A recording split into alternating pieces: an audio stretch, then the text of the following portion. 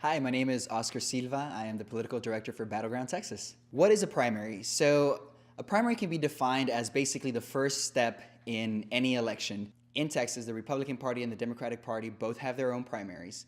It's on the same date, and voters within each of their parties get to go pick to elect the candidate who they want to represent them in the end in what we call the general election, which is basically the last face-off.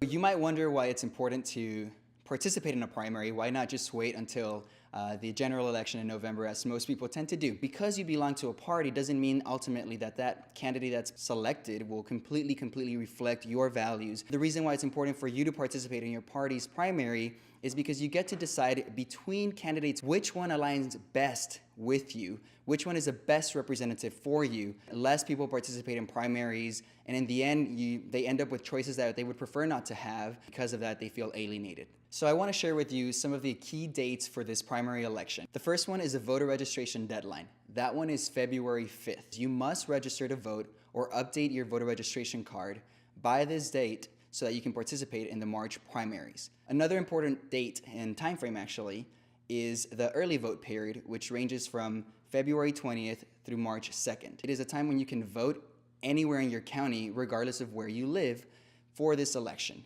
If you wait until election day, in most counties, you'll have to go specifically to the location that provides the elections for your precinct.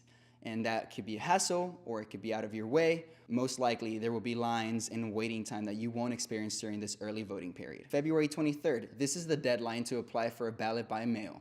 This is very important if you are not going to be in the county during election time, whether it's the early vote period or election date. You can apply for a ballot by mail. There are other reasons that qualify you for applying for ballot by mail, like being 65 years or older, being disabled, or being confined in jail but otherwise eligible to vote. March 6th is election day. So this is the very last opportunity that you have to cast your vote for the candidate that you want to support, or the candidates that you want to support.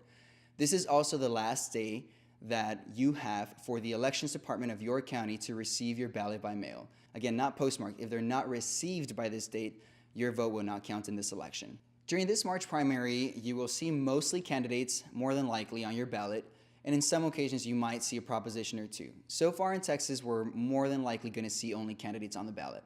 Some of these positions will range from U.S. Senator, U.S. House of Representative, Texas Governor, other executive positions in Texas like Lieutenant Governor, Attorney General, Texas Land Commissioner, and then you go more into the county. In some counties, you'll have county commissioners' court elections, you'll have criminal court elections, and then you go into the local level where you'll sometimes see mayoral elections, as Austin will be having. So I just want to end by encouraging you today to participate in the primary elections. There are so many reasons why you should do it, and I want to encourage you to be a part of it. You have power through voting. You have control of government through voting. And this is the first step that you can take to be civically engaged and make an impact in your community.